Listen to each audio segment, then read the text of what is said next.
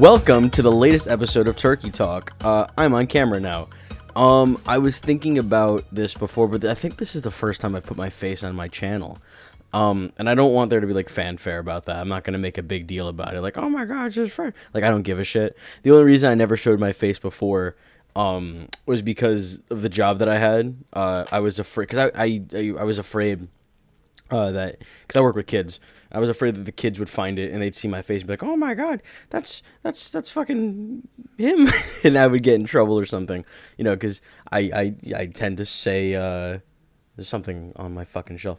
I tend to say bad words, and if a little kid hears that and they go and they're like, "Mommy, look at this is that man at my school and he's saying this shit," and I was afraid of that, but I have a new job now. I give less of a fuck about that kind of stuff. So, just to be clear, there was never any like, oh, I'm hiding from the world. Like, I had a TikTok where I had my face out in the open, and you can't even see it, my face, really. You can see like the upper part of my face. I'm not hiding. I don't care. Like, I don't give a shit. But I had a TikTok where I would show my face and I would talk about like politics, like much more like nuanced, controversial shit than this. So it doesn't matter. I don't care. But also I think that this being on camera is going to add something to the podcast thing that I'm doing. And I figure if I end up having like a guest on or something, we'll be on camera. Let's kind of get ahead of it. Anywho, it's going to be a normal show. What are we talking about this week? Not a lot of news, I will say. There's really one news story, and then we're going to talk about some trailers. We're going to play catch-up on movies, because I hadn't seen Project Hail Mary till this weekend. I want to talk about that. I'm getting ahead of myself, I'm sorry. We're going to talk about Aragorn being recast for the next Lord of the Rings. Then we have trailers for Masters of the Universe, The Backrooms, The Mummy, has a little teaser out that I want to talk about, and Supergirl, which I have probably a fair amount to say. Then we want to talk about Project Hail Mary, the drama, and the Super Mario Galaxy movie. And then Weekly Media Club. Homework was Tomb Raider, The Cradle of Life. So I'm going to talk about that. We're going to talk about Daredevil, Born Again, a little bit. But I do then want to talk about the new Daredevil series that started this past week by Stephanie Phillips. Because I read it, and I would like to just kind of talk about it. I like to talk about comics whenever I can. So, let's jump right into it. Aragorn is going to be recast for the next Lord of the Rings movie.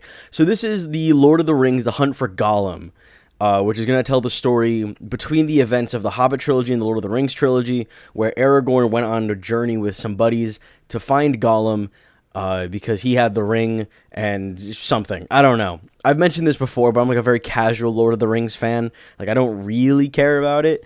I only saw them recently. It just doesn't, I don't know, just not something I'm super duper into. But there are people that are fucking angry about this, about Aragorn getting recast. But the thing I would say is, of course he was gonna get recast. Fucking Viggo Mortensen is, I don't know, I'm gonna look it up. How old is Viggo Mortensen? He's gotta be in his 50s. But the idea that, we're gonna get Viggo Mortensen back, like 20 years later. Yeah, it got to be over 20 years later. He's going to play this character younger than he was the first time he played him. Aragorn, yeah, he'd be considerably younger. No, of course that wasn't going to happen. He's 67. Okay, so yeah, no, of course that wasn't happening. I don't know. I understand being upset. Unlike most fictional characters, the Lord of the Rings characters have only, out of Bilbo, except for Bilbo, I guess, have only ever been played by one person. Even like Legolas and Gandalf and a couple others. Although that one elf lady is played by someone else in the Rings of Power show, so it's not like this is unheard of, like a recasting. But again, like I don't think this should be shocking to anybody. What were they going to CGI de-age him the whole movie? That would look like shit. No, of course they're going to recast him. I don't know. That seemed obvious to me. The only one I think who'd come back realistically would be like Ian McKellen for Gandalf, because under the beard and the wig and whatever, you can't really tell. I don't know. Just I don't know. I don't think it's a big deal. Who will they get to replace him? I think is now the big question, because again, like Aragorn has only ever been played by Mortensen, so you need to find somebody who can capture that, because Viggo Mortensen is incredible in that role. Aragorn's great. I love Aragorn. What a great character. So yeah, I'm not saying that I'm like thrilled about this. I don't think this movie should really exist. I think Lord of the Rings is one of those things that it's kind of good the way it is. And I know like the books are expansive and this and that, but I don't know. I can't say that I'm super interested in it. If you left it alone forever, I think that'd be fine. But yeah, I mean, I don't know. I don't think this is shocking. I saw like the recasting coming. Of course they were recasting. I guess now it's just a matter of who are they going to get. If I was going to suggest someone, I don't know. 'Cause you need a guy who can be, like heroic, but also charismatic, but also kind and soft. You need David Corenswet, basically. You need him. You need Superman. You need David Corenswet to come on and do his Superman thing, but maybe like a tad less silly. Yeah, that's basically the energy you need to capture. So if you could find a guy who could be Superman, you can get him to be Aragorn. Probably be all right, because you need like that pulp action hero kind of vibe. But yeah, I don't know. I guess it's just a matter of who they pick. Anyway, let's talk about the Masters of the Universe trailer. Just for like reference, Masters of the Universe is something I have very little information on, or knowledge of, I should say. Like, I am aware of it as a property, but I've never watched that original cartoon. My mom has, because I dragged my mother to see the Mario movie with me, and they played the Masters of the Universe trailer. And my mom was like, oh, I used to watch that cartoon when I was a kid. And then when the trailer was over, she was like, that looks really stupid. That looks really bad. But I don't think you could make this and have it not look stupid. Like, I think this looks about as good as a live-action Masters of the Universe movie could possibly look. I think this looks really fun. It looks ridiculous and silly and like a cartoon come to life. But then again, like, maybe this should just be animated. Or maybe we should just be making another, like, a run at animating the Masters of the Universe. Why are there no, like, adult animated movies? I know, like Sausage Party was a thing that got, like, a theatrical release. But that was, like, too adult, like, it was, like, edgy and angsty and raunchy for the sake of it. Like, whoa, we're cartoons and we're saying fuck. Whoa, we're cartoons and we're doing sexual assault jokes. Like, that was the extent of Sausage Party. But, like, a, like genuine attempt at Masters of the Universe for... I mean, this doesn't look like a kid's movie. It doesn't look like a super mature movie. It's like that middle ground, like a Marvel movie, aiming for families, but not really gearing towards like little children kind of thing. Like that, but fully animated. I don't understand why that isn't more of a thing. We have adult animation in streaming, like Invincible is on right now. Other examples are escaping me. Rick and Morty, shit like that. Like, I don't understand why there's no push for that kind of stuff for the theatrical experience. Like, that to me is just very strange. I feel like that's kind of an untapped market. Anywho, if you're not going to do Masters of the Universe for a movie in animation, and it is going to be live action, I do think this is as good as it's ever going to look. And it doesn't look bad, actually. Like, I don't know. I don't think it looks bad. I think it looks, like, corny, I guess. But I don't think that's a bad thing. I don't know. Who's the name of the guy playing He-Man? Is it... Fuck, I don't even want to guess. But he looks great. Like, I saw... There was... When the first trailer came out, there were people on Twitter that were like, oh, he's too small. He's not big enough. He looks great. Like, he looks big. He looks like a big guy. I don't... Come on. Okay, the only thing that I don't like about this trailer... What is this guy's name? Nicholas Galitzin. Galitzin? Nicholas Galitzin, whatever. Anywho, he looks great. The one thing about this I'm not crazy about, though, is Jared Leto as Skeletor. The voice is great. I think the look itself is fantastic. Like, that looks like Skeletor. I don't know the original voice of Skeletor. I don't know the cartoon. But I think the voice is menacing and villainous in like a fun kind of cartoony way that feels right to me for the vibe here. But I don't understand the idea behind, we're not going to see the actor. It doesn't sound like the actor. It's just someone doing a voice. We got to get Jared Leto, famously problematic guy that nobody likes. Come on. Like I think the only reason his casting is not fucking with this movie the way that his casting fucked with Morbius and Tron Ares is because you can't see Leto, right? But I don't understand the idea behind getting Leto at all. If you could just do the thing where like the Darth Vader thing. You get a guy in the suit to do the physical stuff, and I'm sure that's not really Leto in costume for most of it anyway. Like, why would it be? And then you just hire someone to do the voice. That might actually be what they did here, where they had a guy and then Leto is doing the voice. Until I see behind the scenes pictures of Jared Leto in costume, I have to assume he's not actually in the costume. So I don't understand the mentality around getting this guy who is famously box office poison. Like, I don't know. I don't like that. But I like Idris Elba. I like the big CGI tiger. Camila Mendes is in it. She's great. And again, like, John He-Man, he looks fantastic. I think this looks fun. I do, and I'm looking forward to it. Will it be good? Who is to say? But I am looking forward to it. All right, let's talk about Backrooms. So when the first Backrooms trailer dropped, I talked about it. And I guess I'll just reiterate my point, not my point, but like my stance on the Backrooms. I don't know anything about it. I understand that it started as a, I don't know, I don't want to call it like analog horror. That's not really what it is. It was like a short video series thing, right? That Kane Pixels did, and he's directing this. So this is all like from the original creator to this is all the same guy, which I think is really cool. But my understanding is that it's kind of horror, but also kind of just like abstract sci-fi stuff. I don't know how to describe it because I don't know, and I have very little to say about this. I think it looks cool. As a person that knows nothing about this, I think it looks very interesting. But I also kind of hope that, and I know he's the creator of this, so he can really do whatever he wants, but I kind of hope he doesn't answer what the Backrooms is. I think this like weird infinite void place having no clear-cut answer and remains a mystery, and it's completely not understood. I think that's very interesting. But I also wonder how much intrigue lies in, ooh, I'm walking around these empty rooms. Oh, there's a door here that wasn't there a minute ago. I'm going to walk through it. Ooh, it's more rooms. I just wonder how much longevity does that have? Like, is that enough intrigue for a full feature-length movie? I think that's my only concern, because other than that, this does look really solid.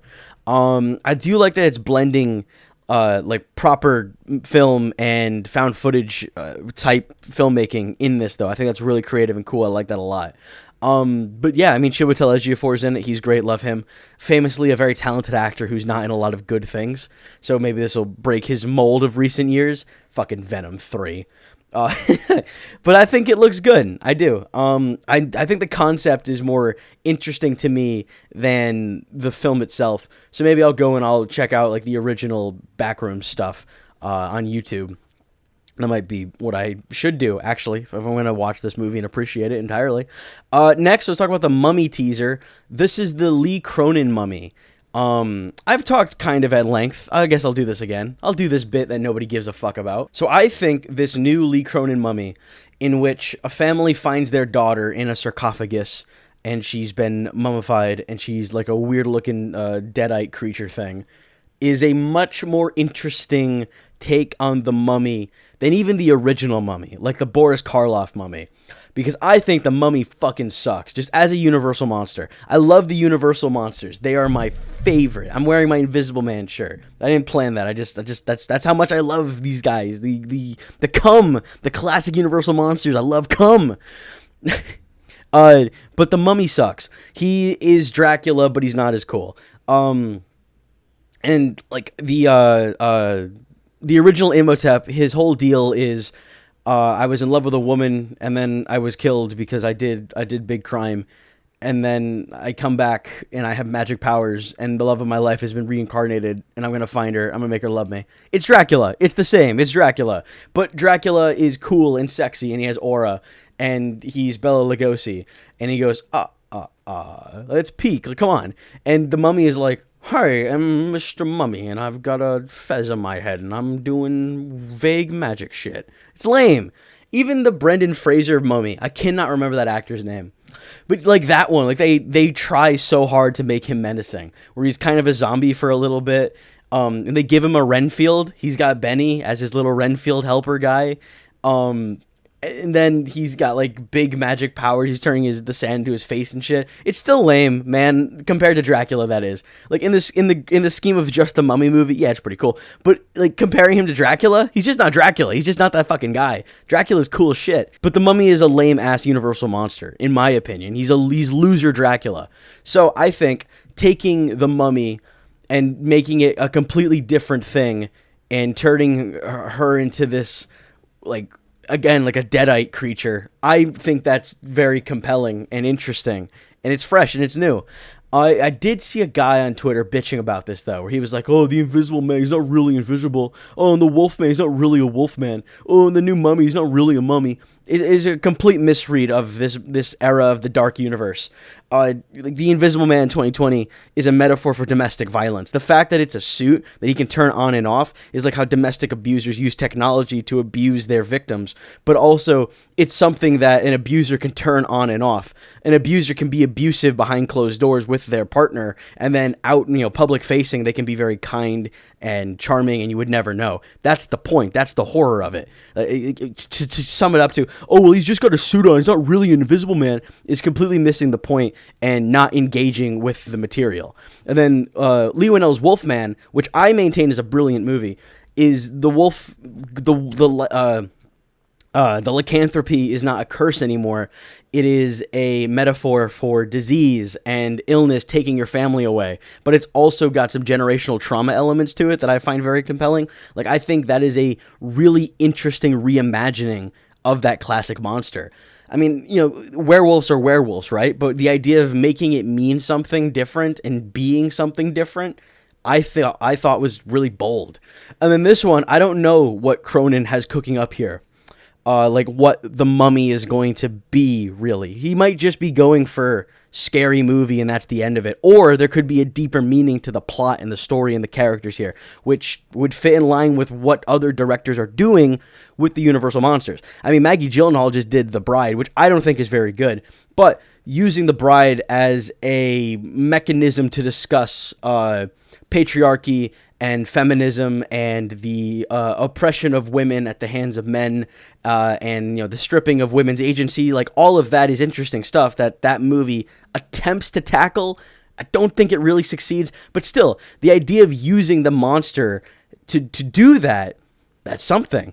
And that's what I'm really enjoying about this era of the Universal monsters. I like that creatives are using these creatures and monsters to mean something and to tell engaging stories that not everyone's going to appreciate. Some people really do just want the monster's a monster. That's the end of it.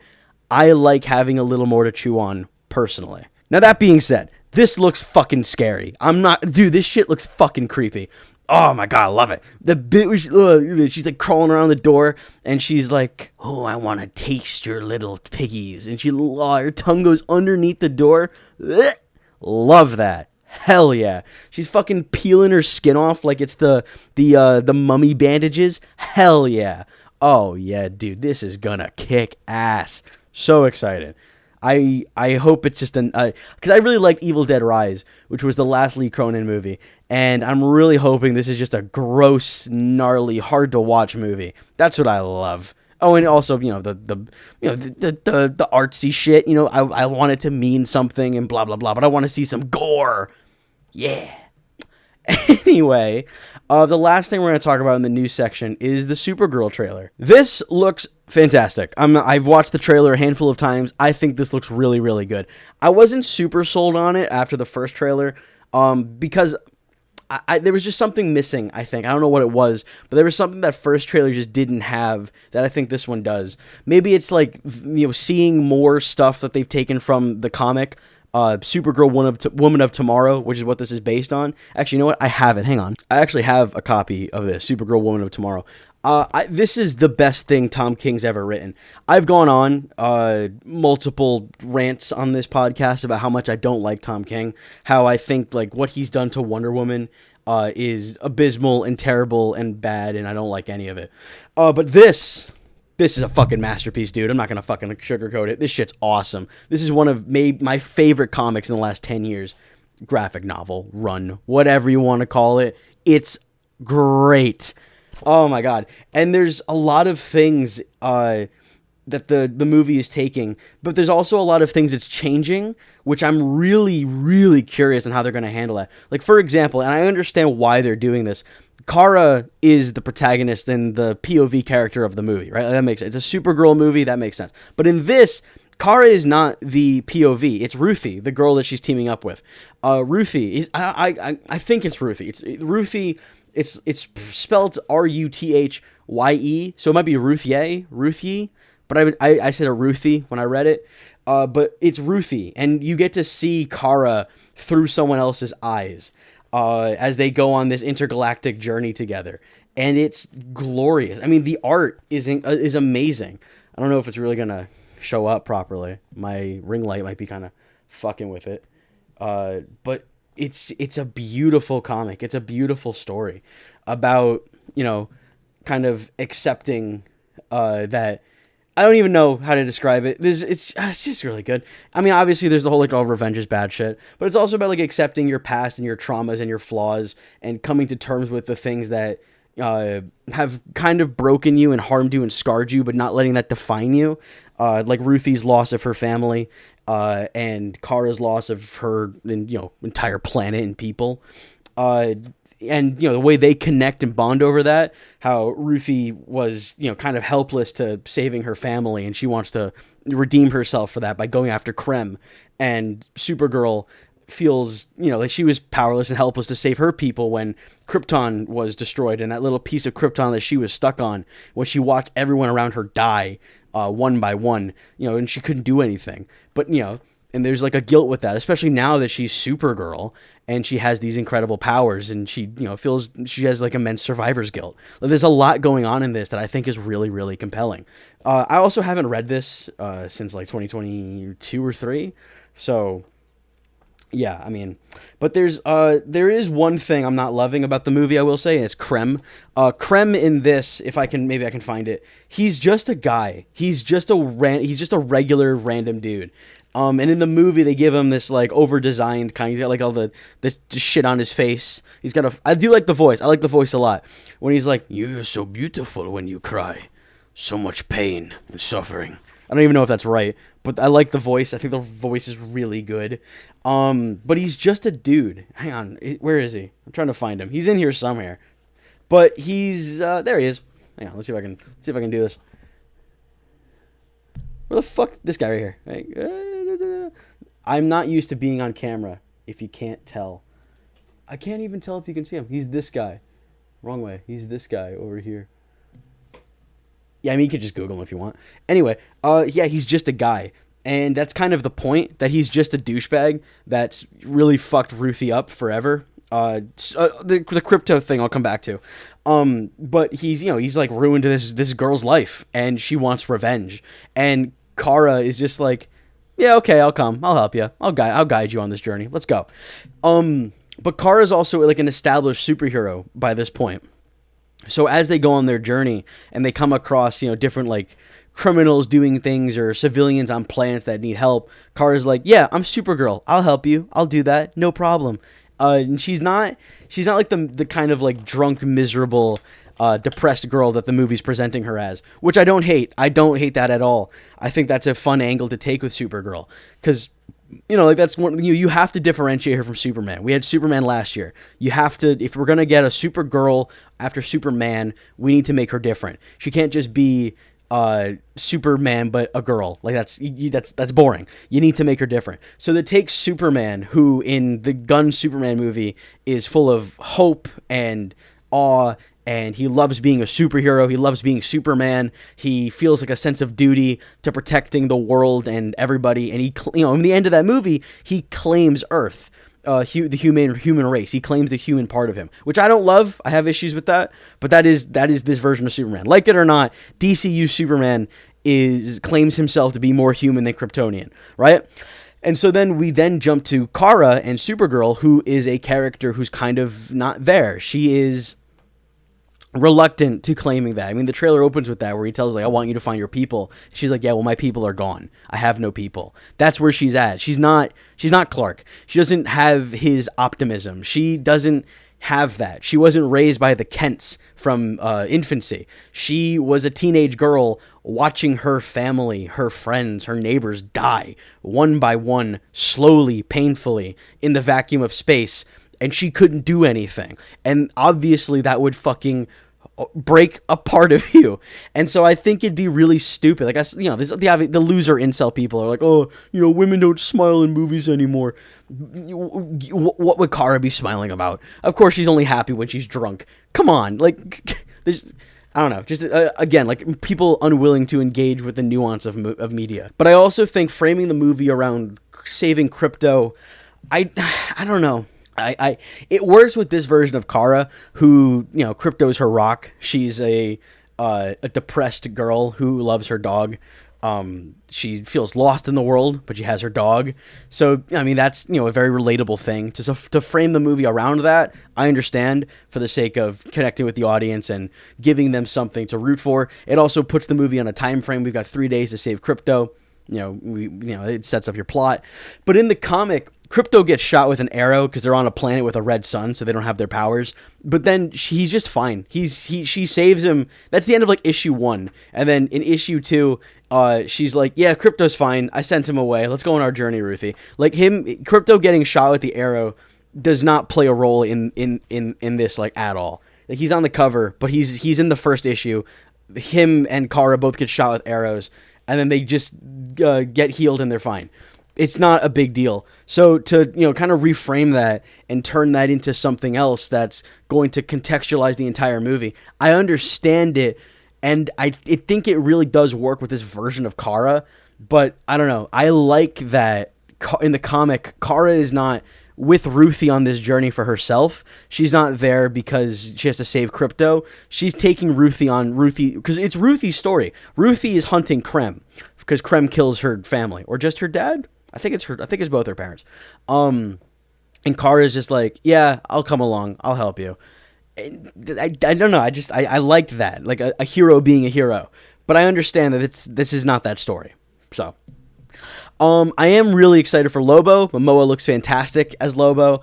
I think he's really going to kill it.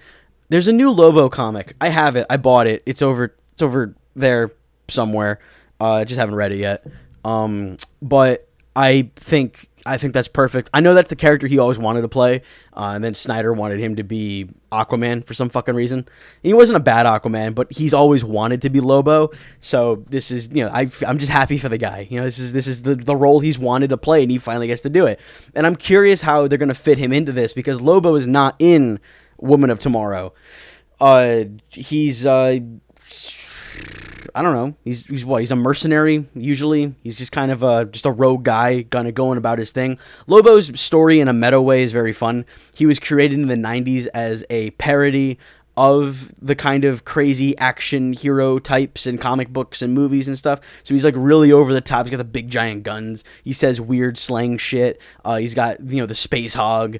He's got the hook as his main weapon.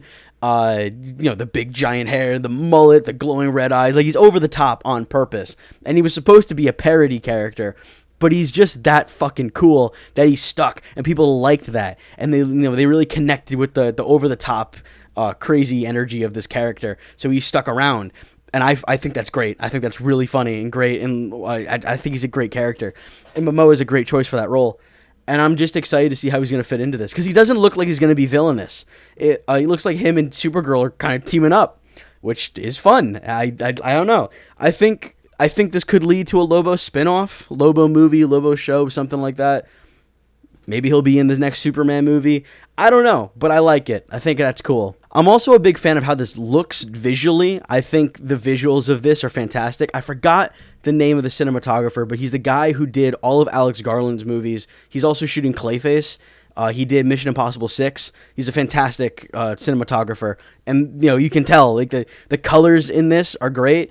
It just looks good. I also like that it looks different than Superman. Like when she's flying, it looks very different. So yeah, I think it's cool. A fun way to differentiate between James Gunn's style of super character to Craig, what is it, Gillespie, his rendition of a super character. I think is fun.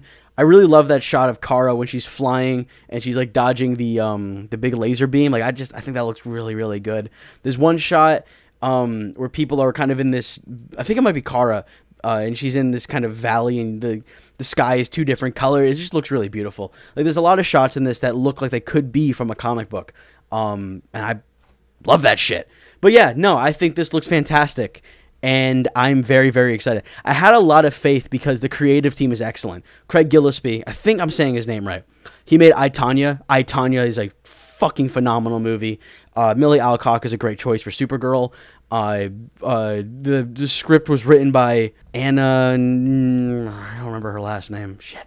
But, heavily praised. They liked her so much at DC, they've got her writing like 3 more movies because they loved what she did with this one. That sounds great. Incredible cinematographer. Like, the creative team on this was just coming together perfectly. Based on a comic that I maintain is brilliant. Like, I don't know. I just kind of figured this movie was could not possibly be bad. And it's shaping up to be very good. So, love that. Love Supergirl. I think this looks great. Okay, let's talk about some movies. I mean, I guess we've just been talking about movies the whole time anyway. But I'll talk about movies that I've seen. So Project Hail Mary. For Project Hail Mary, I don't know. I don't want to dwell on it too much because I feel like everyone's already talked about it. The drama, I have a handful of things I'd like to say. Super Mario Galaxy, not really. I might just do that one in the middle. The drama is the one I really want to talk about. But Project Hail Mary, I got to it late. As in, like, it came out a few weeks ago, I only got to it recently. But I really liked it. I thought it was brilliant. Like, a genuine masterpiece of a movie, man. I haven't felt so emotionally invested in a movie since Dune Part 2. To feel so moved by a movie. I almost had a panic attack during one of the scenes. Like, I was, like, really, like fucking crawling in my skin, which I haven't felt in a long time. That kind of anxiety, which I thought that was great. I felt hope for, humanity, for people, for us to think like, maybe, just maybe, there is a reality where we can get our shit together and make a better world. That could possibly be a thing that we do. I was so moved by the friendship of Grace and Rocky, the visuals of the movie. There's a shot in this movie when Grace is outside the ship and he's getting a sample of the astrophage that actually put a tear in my eye when he sees I don't know, I forgot what they call it, the astrophage belt thing when it turns pink and he sees like all the little astrophages kind of like floating around him and shit. It was so beautiful. It actually put a tear in my eye. It was amazing. Fucking fantastic. I also liked that it was uplifting. I liked that it was a happy movie. Like, I often have such, like, a cynical view on things. Where I'm like, oh, I hope this has the bad ending. I hope this character loses. I hope, they get, like, a major setback and whatever. Just, for the sake of keeping it interesting. But for this, I was so nervous and afraid that they might fail. I wanted so badly for them to succeed, for Rocky and Grace to make it out of this alive, to be able to go back home, to win, and to be sitting there rooting for them so fervently. And when they do face a setback and they do face some kind of obstacle in their path they need to overcome, like to sit there and root for them and to be like, oh shit, how are they going to get around this? What's going to happen next? Like, I really hope that this goes well for them. To be that, like, invested in something, I think that's great. I don't know. I just love that. I love when a movie, I love when a movie just connects with me like that, man. That's what fucking film's all about. I just loved it. I really did. I thought it was beautiful. I did cry. The scene when Rocky tells Grace that he can get him home, that he's like, I couldn't save my crew, but I will save you, Grace. I won't let you die. I cried. Not ashamed to admit it. I had tears running down my eyes. I had to do one of these, like, the one where you just put your hands, you just like wipe the fucking like giant, like fucking glob of tears out of your eyes. Beautiful movie. I loved it so much. I didn't see it in IMAX. I would have really liked to have seen it in IMAX. But I think like it's really connecting with people. People are really enjoying this movie. And I think like part of it is because it's just a good movie. You know, like the masses can agree when something's just that good. But I also think it's a movie about accepting that the world is ending. This is it. That we are at a tipping point where this is all coming to a head. Shit is real. Shit is serious. It looks like it might be over, which is a very real thing that a lot of people are feeling. Not in an unfounded way, mind you. They're not looking good out there. But to see a movie like acknowledge that, but then turn around and say, but it's not over yet. We're not done yet. That is beautiful. That's just, it's so uplifting. It's so hopeful, you know? Like I know a lot of people, they clung to Superman, you know, because of this hopeful movie about, you know, goodness in people and aspiring to be more and to helping your fellow man. And that's again like what this movie is. But almost at like a planetary scale, like we all could work together and we could, you know, figure our way out of this. And, you know, again, like it's not over yet. The all hope is not lost. Like I think that's really connecting with people. And I saw this in people say like, oh, this movie's got no political message. That's why it works. This movie's very political, dude. Like it's not political in the sense that it points at a certain political group and says like, you guys are the problem. But it's not like an apolitical movie. Like it's very much saying, you know, there are natural disasters and catastrophes and calamities afoot, and we need to acknowledge them and work together as a world in order to combat it and stop it and attempt to save ourselves, which is the plot of Don't Look Up. But Don't Look Up is a lot more cynical and also, I honestly, like, probably a little more realistic in terms of how this is all going to play out with the global warming and, you know, the collapse of democracy worldwide as fascism kind of takes its root in varying countries, that the ruling class will not come together, like in Project Hail Mary. There is no Hail Mary. There is instead a collection of fuckwit losers who would rather cling to their power than lose any of it for the sake of saving millions of lives and, you know, prolonging our miserable existence on this planet. Instead, they'd rather cling to their power like there's no tomorrow, and kill people that get in the way of that, and would like to make the world a slightly better place. So, you know, again, like, yeah, the Project Hail Mary is not a cynical movie. It's a very hopeful movie. But at the same time, I don't know, if that hope only exists on the screen, right? If that hope for a better world, for a better tomorrow, for a collection of people to make a difference, if that only exists on the big screen, and in the real world we all continue to, you know, not really make any progress in actually creating that better world, then I mean, I don't know. It's not like it's a point against the movie. It's not the movie's fault that the world is dying. But I don't know. I think it almost makes me sadder that we have to look to fiction for a better tomorrow.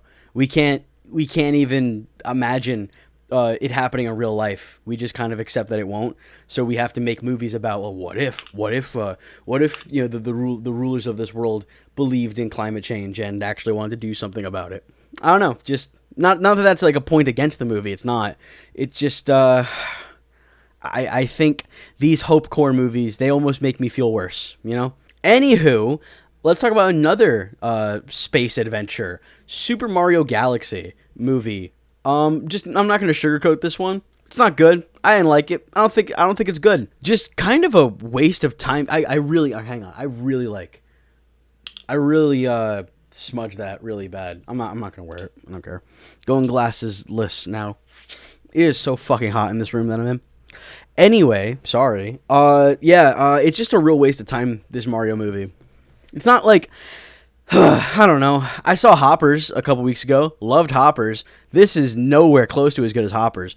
It's not a good movie in general, but even by like family movie, kids movie standards, this isn't good. This isn't anything. There's nothing here. There's no substance to this. It's really just jangling keys, the movie. It's just a lot of watch these people run around. They do a big jump and then you hear like a Mario sound effect, and that's it. That's all. That's it. That's the best we got. Great. I will say though, in terms of things I liked about it, I liked Yoshi and I liked Peach for characters. I think Yoshi is a absolute delight. I mean, Childish Gambino, Donald Glover is the voice, and it's not like you can tell. He doesn't ever speak. He just says like little noises, and he says Yoshi sometimes, which I liked. I liked that they didn't give him. That was people were suspecting he might speak like a full sentence as just Donald Glover. They don't do that. Spoiler. Which I'm glad. I think that would have been stupid. But he's great, and he's funny, and Yoshi carries this movie, honestly. Like, every time he's on screen doing something, I cared. I gave a shit. Same with Peach. Every time Peach is doing something, I gave a shit. They each kind of get their own solo action sequence, but that's another thing. I think the action in this movie is really, really solid. There are some really delightful and exciting action set pieces in this. Very well paced, really well executed in terms of choreography and direction. Just really beautifully animated. Just really good action set pieces. There's a final battle that I really, really enjoyed. There is I'm trying to think of another one. Oh, actually, there are two sequences in this movie that are designed to look like Mario gameplay, like people are jumping on things and platforming, and the way that it's shot and framed and blocked, it's made to look like Mario doing like the game stuff where he's, platforming and he's jumping and he's, doing whatever, and it's awesome. Those are the two best sequences in the movie. One's a montage, one is a Mario Maker joke. It's good. It's really good. Those sequences are so fun, just visually. They are exciting, and they're funny, and they're creative, and they're cool. But it's just like everything around that is so profoundly uninteresting. It's not consistently funny. Every once in a while, there'll be a joke that I really liked.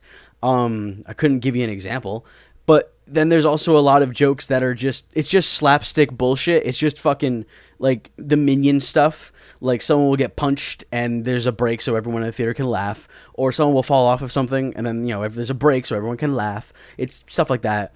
And then there's some like tropey humor where they find like a sleeping monster and they poke it in the eye and they go in its mouth and they jump on it and they make all this noise and it doesn't wake up, and then one character says something and that's what wakes it up. Like the tropey kids movie stuff.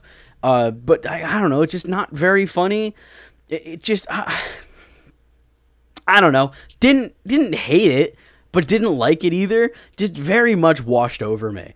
Also, this movie is aggressively setting up a Smash Brothers movie. Like I don't know if I want to say Star Fox is in the movie, and they spoiled it a couple days ahead of release. They're like, oh, Glenn Powell's playing Star Fox, and he's in this and blah blah blah. But it's not just him, I'll say that. There are some other people from Smash Bros. And other Nintendo games that make appearances that I didn't expect. And in the moment, I'm like, oh, that's cool. That's a thing I recognize. But it almost, like, I dragged my mom to see this. So she was like, what the hell is that? What is that? Who's that? What does that mean?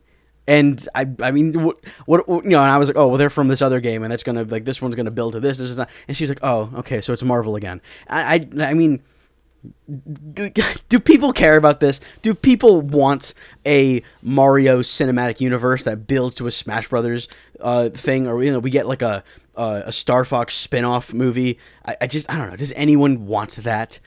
This whole cinematic universe thing. I thought we were past this. I thought we agreed that Marvel did it. DC's gonna try it again. The Godzilla Kong one's kind of working. The Conjuring universe is dead, and we're just done. I thought we agreed as a society that was the end of it. We weren't gonna try this again. But I guess I was wrong. But yeah, I mean, Mario movie, it's fine. I don't know. I probably will never watch it again. I think I saw the first one twice. Maybe. Just so profoundly uninteresting. So not boring, not exciting, just is, And I think that's the worst kind of movie. I can't even make fun of it. It's not bad enough to make fun of. It's not good enough to praise.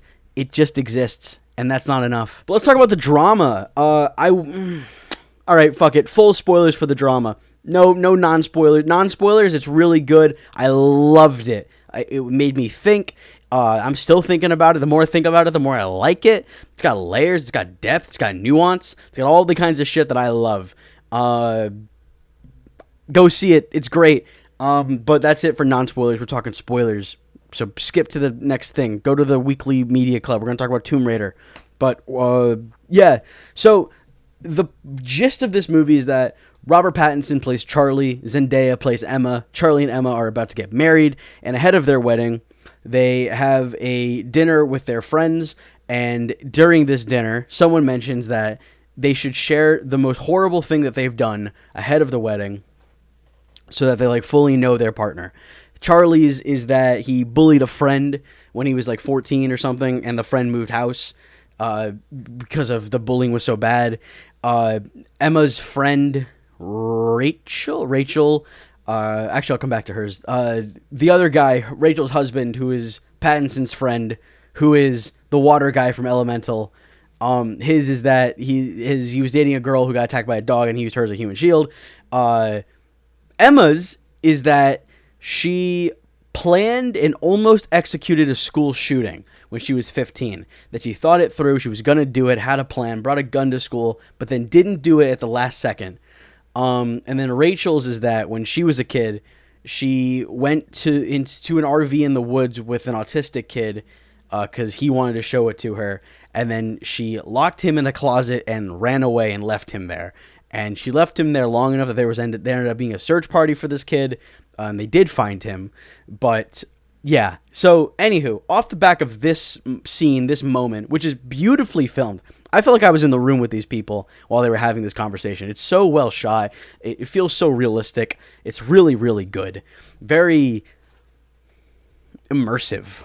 Off the back of this, though, Charlie can no longer see Emma the same way. He is continuously seeing her as a teenager brandishing weapons. He then starts to see her as like the version of him that he knows, the Zendaya one, with a rifle at all times, and he's scared of her. He doesn't know if he can trust her. You know, he's starting to question the person that he's engaged to, the person he's known the last few years, and that's part of it. Part of it is the unraveling of Charlie, and you know, can he go through with marrying this person he fears he may no longer know? And then the other part of the movie is Emma and her story in, like, you know, what drove her to almost doing that. Why didn't she do it? What did she do after?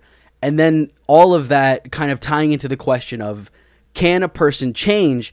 And if they can change, do they deserve that second chance?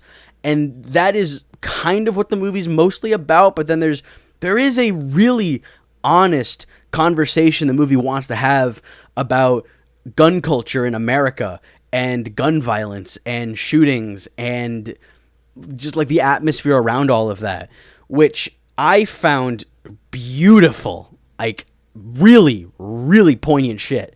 But okay, so I loved this movie. I thought this was absolutely fantastic. I'm probably going to love it even more after I'm done ranting about it. It's just great. Really good. But there's fucking layers to this. I mean, we can talk about Rachel. Rachel, played by that girl from Licorice Pizza, whose name I don't remember. Also, the actress is a Zionist, so fuck her. I don't care. But her whole thing is that she is super off-put by Emma having almost done a shooting. Like, she's like, oh my God, it's terrible, it's horrible, you're a monster, blah, blah, blah, whole 9 yards. And she's like, my cousin was in a shooting and she's paralyzed now. And you almost did that. You're just as bad as the real shooters. That's the stance she ends up taking. But Rachel as a character is very interesting. She's so meticulously written. What a beautiful script. If they release this script, I would love to read it. I'd love to own a copy. It's fucking fantastic.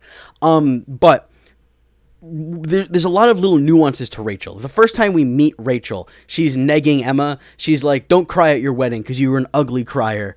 And she's judging her like, what do you mean you only fell in love when you were 28? What's like, just like really, really just like nasty, really, really nasty, asides and snidey remarks and shit like that. Just a terrible person.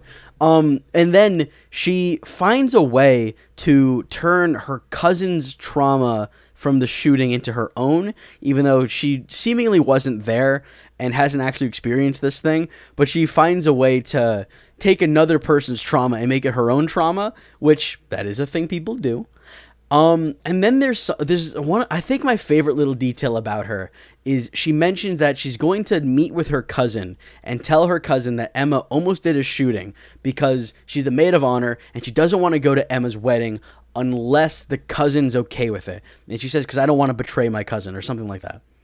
And so you don't see that conversation, but the next time we run into Rachel, she's at the wedding. So the cousin didn't have an issue with it because it tells us that if the cousin had a problem with this, Emma wouldn't have gone because she didn't want to betray her cousin. But she's there. She speaks at the wedding. She did the maid of honor shit. She's there. So the cousin had no problem with this. We don't need to see that conversation. Just the simple fact that that's set up and Rachel is there tells us everything we need to know about Rachel. That she's performative. That she's, she has almost like a FOMO about trauma. That she didn't experience this thing, but she almost maybe wants to have experienced it, or at least pretend that she's experienced it, so that she can weaponize this trauma she doesn't have against Emma. And I've met people like that. People like that exist on the internet. It is a very, very interestingly written character. Played very well, by the way. Excellent performance. Just a snide, awful person that I hated. But like, I just think that detail about about I won't go to the wedding if it upsets her, and then she's at the wedding, like, tells us everything. It's so good. But then like the Charlie Emma stuff, I found really compelling. And Emma's story is like the highlight of the movie, how she was bullied and she kept seeing, shootings and gun culture in America, and she had guns in the household when she was a kid, and she never saw the evil in it. She just kind of accepted that this is the way it is. This is the way things are. This is how things are, which, I mean, in America, that's not entirely a fiction. Mass shootings happen all the time, and it's not that they're like we should all be like desensitized to it or something, but it's gotten to a point where we probably don't question it or fear it. Maybe not fear it, but we don't question it as much as we maybe should. It's just unfortunately become a normalized thing in this terrible country. And the our elected officials refuse to do anything about it. They don't even want to have conversations about it. When a shooting happens, it's always, don't politicize it. Now is not the time. Thoughts and prayers. And there's never a deeper unpacking of this or why it's happening. And so we're left to documentaries and TikTokers sharing their stories. Not just TikTokers, but people like online sharing their stories and films talking about it, because the people in charge of this country who are supposed to be doing something about it won't fucking do something about it. Yeah, But, this movie is not ashamed to have that conversation. And I think it's maybe the most honest and uncomfortable I've seen. It's like anyone have this conversation, to actually say that this is a part of American culture now, that this has happened so much, so uncontested for so long, that this is literally like a way of life in this country. Not to say that we should accept that or like that by any means, but just to say that it's just the way that it is, unfortunately. And until our leaders choose to do something about that, it's just the way it is.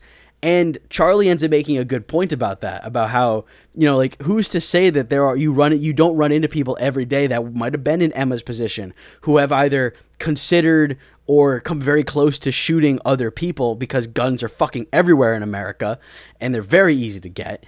And it might just be the way it is. And that's a very harrowing thing to think, but I can't say that I've never considered that. Not shooting people. I mean, I haven't. I have considered that there are other people out there who have considered to do it and then didn't act on it. And there's that's another thing. Like, there's a lot of people. There's probably people we know in our own lives, probably us included, who have considered doing terrible things but then didn't. And so another thing the movie wants to ask is, what's worse? Is it equally as bad to have thought about doing something than actually doing it? if I consider doing a terrible thing, but then I don't do it, should you still hold me accountable as if I had done it? And that's the question with Emma. And also, casting a black actress, Zendaya, in that role also means something. How white people, Charlie and Rachel are white, and the things that they did, Emma is more or less willing to, kind of like brush past it, give them a second chance. But Rachel harps on Emma. Like, you don't get to grow from this. This defines you. This thing you did when you were a teenager. This thing you didn't even do. You almost did it. This defines you. This is what you are. This is who you are. And that's the end of it. And I found that to be very interesting. There's also a moment where she mentions her husband, who is black, and says that he grew up around guns, which is obviously a racially loaded thing to say. And when she says that, he's like, no, I didn't. And she's, huh? What? I thought you did. Like, that's, again, like, an incredible character from a writing standpoint. Brilliantly written. The worst. So good. This movie's so fucking good. And then Charlie, he cheats on Emma. He is, he's put in a position, and I liked this a lot, where he is questioning Emma to his coworker, Misha, about, trying to put Misha in his shoes. Like, what if you found out your partner almost did a shooting and then didn't, and this and that, and he wants so badly to excuse Emma, to kind of get hang on, there's layers to this. Another thing about Charlie is that he desperately needs the approval of others. He doesn't want to take the lead on something. He wants to be backed up by other people. Like, if he's going to forgive Emma, he also wants other people to forgive Emma too, because he doesn't want to be the only one doing it.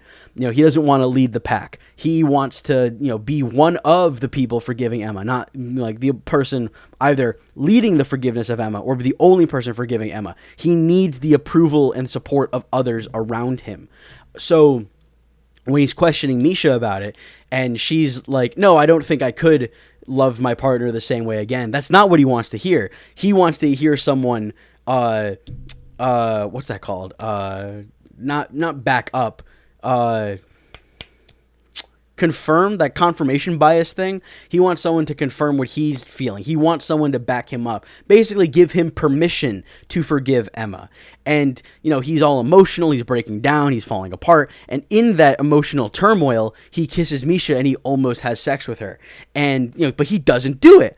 It puts him in a position where he is emotionally charged, kind of losing control of himself, and he acts on impulse and almost does a terrible thing, but then stops himself. And in that, he starts to really understand Emma, to be in that headspace of being emotionally charged, not thinking straight, almost doing something terrible, but then not doing it. And that is brilliant. Fuck, man. Shit. The drama might be my favorite movie of the year. The more I talk about it, the more I'm like, fuck yeah. Then, they have the wedding, and it goes terribly wrong. There's a lot of tension in a moment where Emma suspects that people are gossiping about her and the maybe shooting she almost did. So she puts Charlie and Misha, the coworker he kissed, in the same room, and she's looking to get out of Misha that she's heard the rumor that Emma almost did a shooting, but instead Misha just lets out like, he kissed me, it wasn't my fault, this and that, and the fucking the whole theater did collectively. Amazing. I love a good theater experience. But I thought that was it. I thought like, all right, so wedding's over, they're not going to be together, this is going to have a really miserable ending.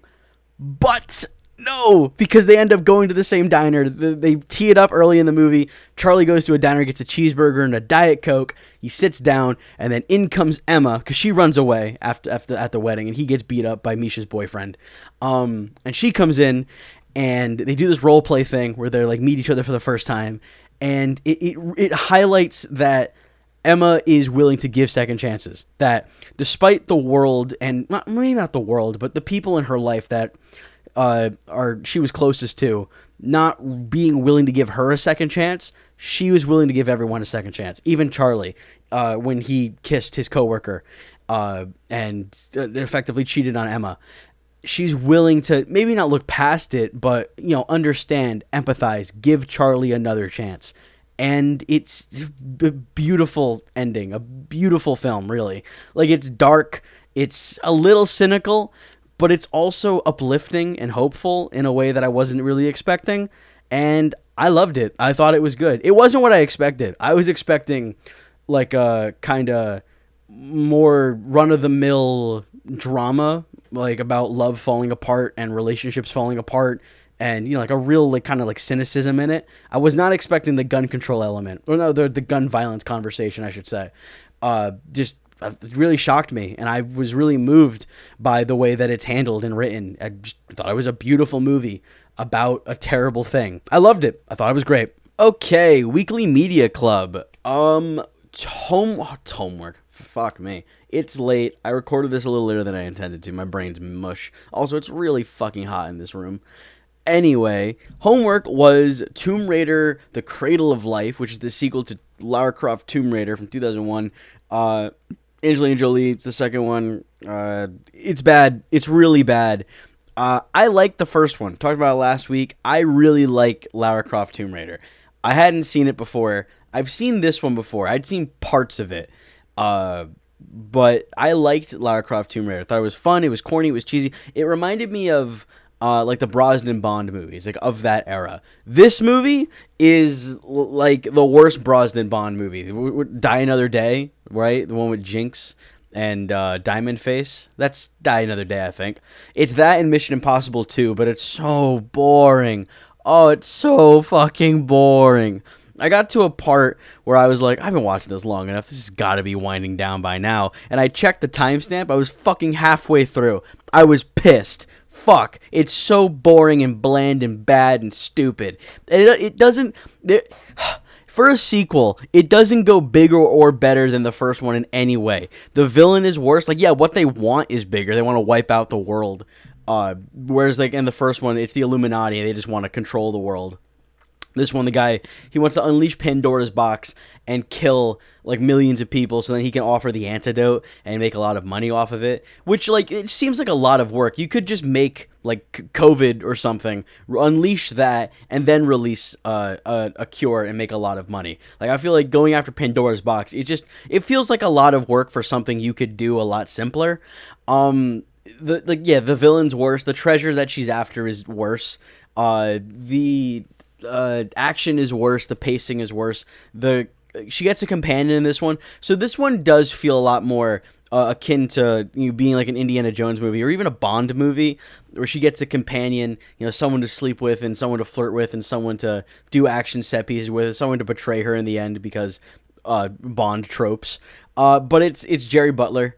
He's fine in this. Him and Angelina Jolie don't really have any chemistry, though. Like, there are moments where they'll have like a little back and forth where I'm like, all right, I'm buying that. I buy that you guys have like some kind of history. But there's other times where they're saying things to each other, and it just feels like two actors saying lines back and forth. Don't feel any of it, just hear it. You know what I mean? Angelina Jolie is still amazing. I think she is a very good Lara Croft.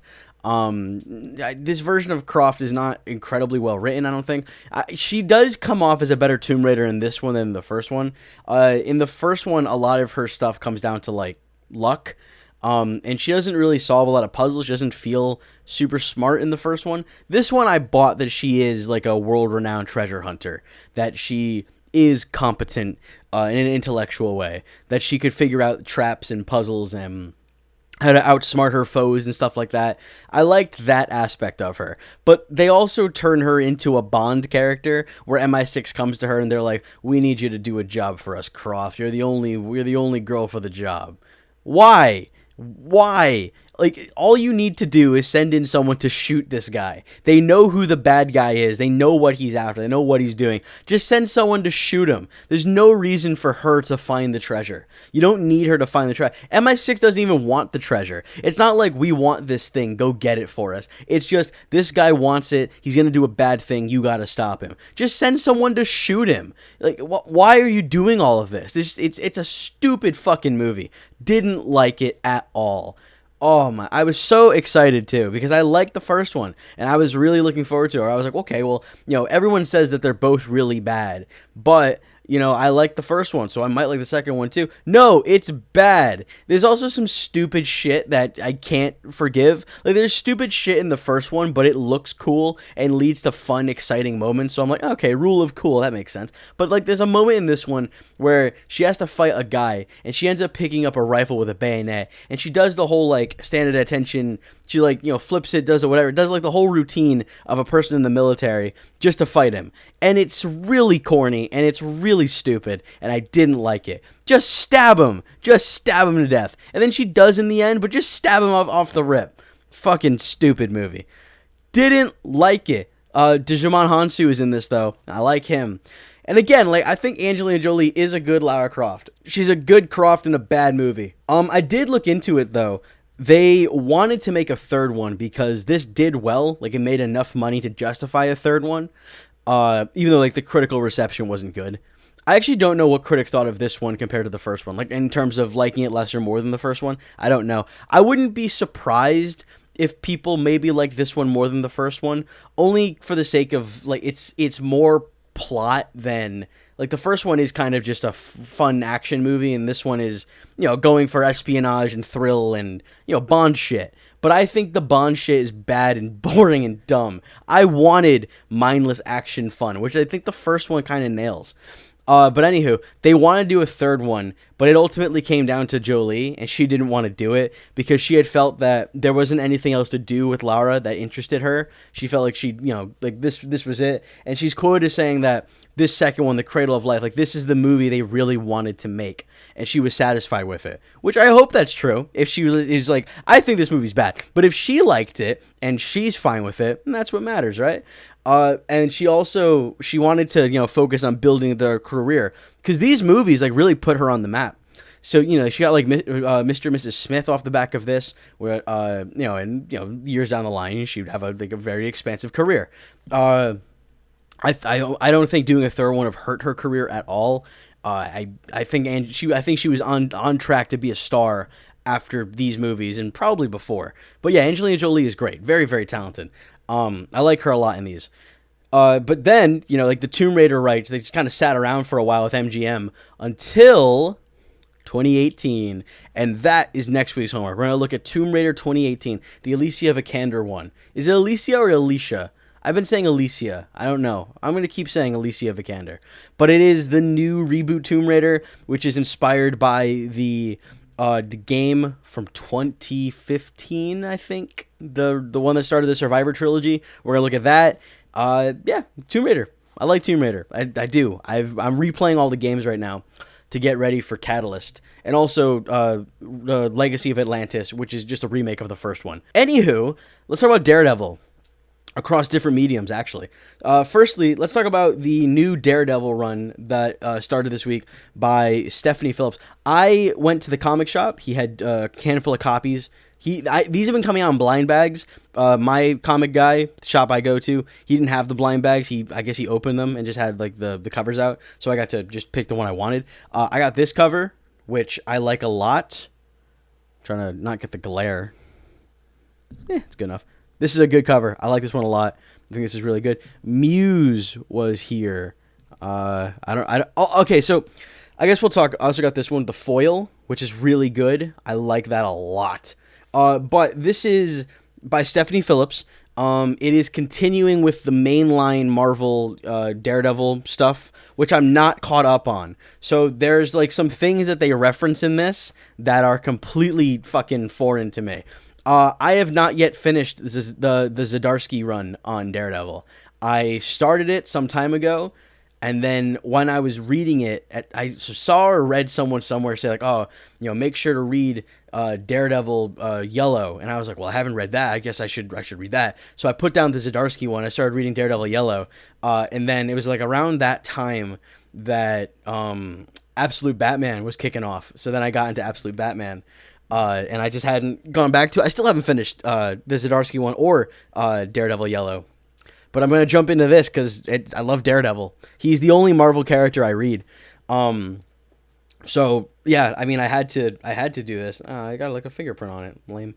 But, yeah, this is great, honestly. I'm going to put this one down. I need to get more boxes, boards and bags for these. But there's a lot of really good stuff happening in this comic. I love the art. The art is by, hang on, let me see if I can find it. I want to get the names right. But I know it's Stephanie Phillips writing. Yeah, here we go. Stephanie Phillips on writer. Lee Garbett as the artist. And then colors are by Frank Martin. Letter by Ariana Mayer. Cover artist. This is the Lee Garbett. Or is it? No, actually, it's not. This is a variant. So this is that. Okay, yeah, I have that wrong. My bad. Sorry. But yeah, the art in this is fantastic. I love the way that this looks. There's a really cool. Oh, I found it. Yeah, there's a really cool section where he's beating people up, and you see like all the different eras of Daredevil.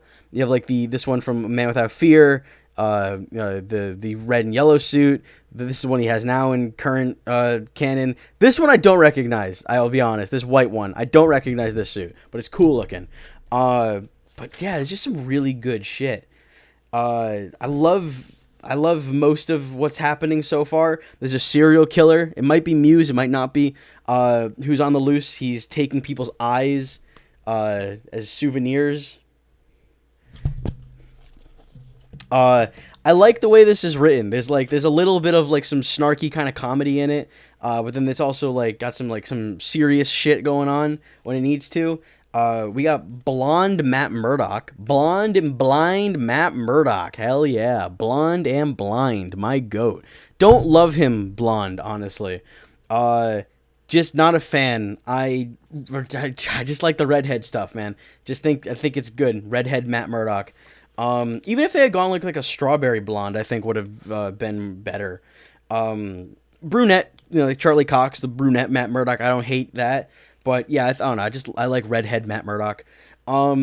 He's a teacher now, which is interesting. He's been a mayor. He's been a kingpin of crime. He led the Hand. Now he's a teacher. He's really just a jack of all trades, just doing it all. He's got there's a really funny set of panels where this woman, who I don't think has shown up before in like previous stuff, to my knowledge, she's new to this run, but she shows up and he like basically picks her up as a man-eater immediately, and he's just like, I love this.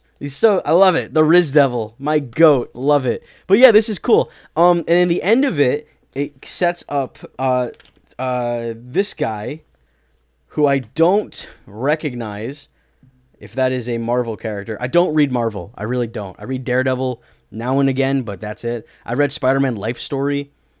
That's kind of it. I don't read Marvel. Actually, that's not true. I've read... Okay, hang on. I guess I'm going to talk. I've read the Kelly Sue DeConnick Captain Marvel run. I've read a couple Silk comics. I read every Spider-Man Noir comic. Spider-Man Noir is mid as fuck. I'm not going to lie to you. That shit is not very good. People gas that comic, that run up real bad. They gas Spider Noir up real bad. That guy's lame as shit. I'm sorry. Cool ass design, but that's where that ends. He's lame. And I've read some Miss Marvel. I read the Iman Vellani Miss Marvel, and then some like other stuff. I forgot which one I have. It's on my shelf somewhere. But I don't really read Marvel. I read DC. I always have. Like as a kid, that was always my shit.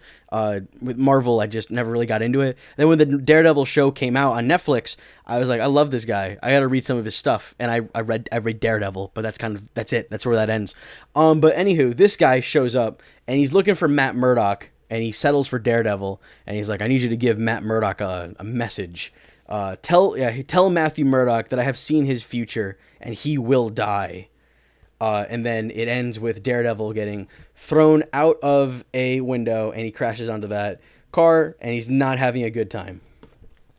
But yeah, it sets up that some guy who seems to be able to see the future is predicting that Matt's death is imminent, and it's probably a bad thing. But yeah, it's good. It's a really good first issue. Very gripping. There were some other first issues this month. Like, there was a Deathstroke, a Batwoman, and a Lobo that all came out on the same day. I read the Deathstroke and the Batwoman. I have them all. Actually, I have the Deathstroke one digitally. But I did get a copy of Lobo and Batwoman physically. They're on my shelf over there somewhere. I haven't gotten to them yet. But I have them. I need to read them. No, wait, I did. I read Batwoman and Deathstroke. I didn't read Lobo. I need to read Lobo because apparently of the three, that one's really good. But the Batwoman one, I'm not caught up on mainline Batwoman. So it's like referencing things that I have no idea what's going on. But I'm going to stick with it because it's Greg Rucka, and Rucka's an incredible writer. Wonder Woman Year One is fantastic. Highly recommend that. But the Deathstroke one, I forgot who wrote it. I forgot the artist and the writer, but it's not super gripping. Like, it's fun. It's a fun comic. It sets up a mystery by the end of it, but I'm not super intrigued by it. Like, by the end of that Deathstroke comic, I didn't feel a need, like, oh, I need to stick with this run. You got to see where this one goes. Whereas, like, with this Daredevil one, I'm like, this is cool. This is exciting. We're doing new things. He's a teacher. He's blonde. His death is coming. There's a serial killer on the loose. Like, it sets up enough threads that I'm at least interested in two of them. I'm interested in all four of them, but, you know, like, if there were four threads and if I'm interested in two of them, that's a hook. I'm there for the rest of it. But you've set up four and I like them all, right? Teacher Matt Murdock. What's going to happen there? Blonde Matt, that's not really anything. What am I saying? But he's a teacher now. What's that going to lead to? His death might be imminent. That's interesting. Who is he? Someone going to try to kill him? Why? Who? And the serial killer is on the loose. Who's the killer? What do they want? How's Matt going to figure into all of that? Like, all of that is very exciting stuff, and I'm there for all of it. So, yeah, it's a great first issue. Stephanie Phillips is great. Just love it. Very excited to see where it goes. In terms of Daredevil on TV, Born Again Season 2 is good. It's really, really good. I'm really enjoying it. I will say, though, it's kind of light on plot.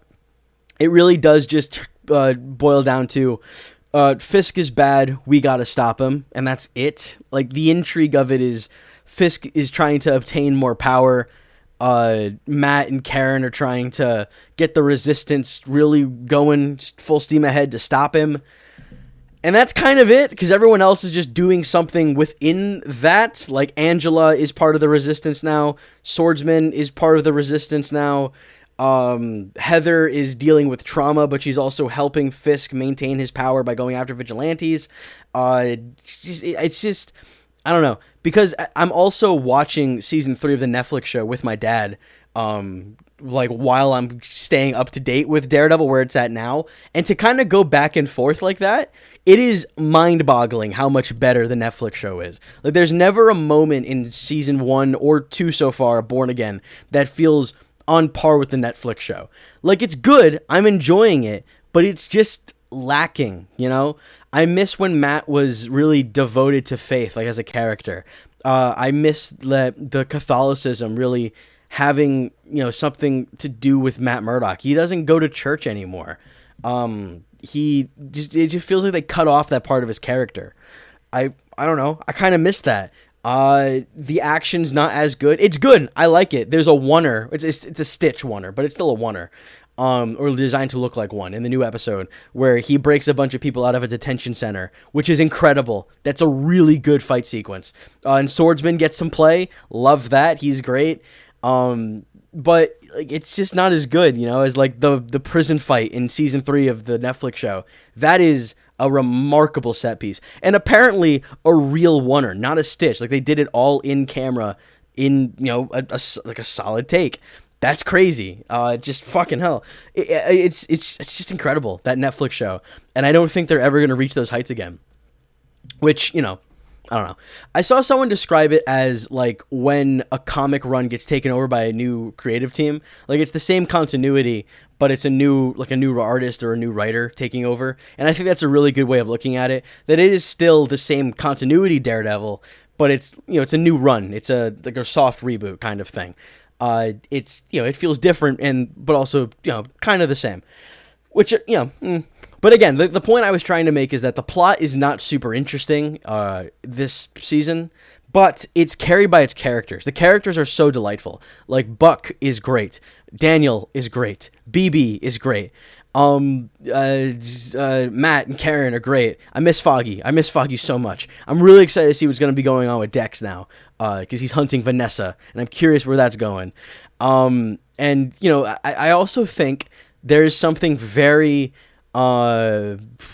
soothing nice to see about Daredevil beating the shit out of what is essentially ICE agents. He's just cracking heads, breaking arms, putting people in comas. He throws a piece of rebar through a man's shoulder. It's awesome. It's just very cathartic is the word I was looking for. It's cathartic to see a superhero beating the shit out of, again, what is essentially ICE agents. Love it. Big fan of that shit. I have been yapping for a very long time. This is going to be the longest episode so far. I had a lot to talk about this week. But that's going to bring us to the end of this episode of Turkey Talk. Like I always say, thank you so much for indulging me. If you are here, means the absolute world to me. I'm glad that I'm finally getting these on camera. I think this is more exciting than it not being on camera. So I guess we'll see. I guess we'll see if this amounts to anything. I think it'll also be easier to clip now because I can now just have me talking and I can put a couple things around on the screen for clipping and it'll be easier. I can make TikToks and stuff. I can get more eyes on this type of shit. I am going to start putting these on Spotify. I was really busy last week. I didn't have time to turn all of them into MP3s and do that, but I can this week and I will. I'm going to get this on Spotify. I'll probably commission someone to do cover art because I don't like the cover art I have now. It's a placeholder. But yeah, anywho, again, thank you so much for watching, listening, whatever. Like, subscribe, blah, blah, blah, all that good shit. And I will see you next time. Bye.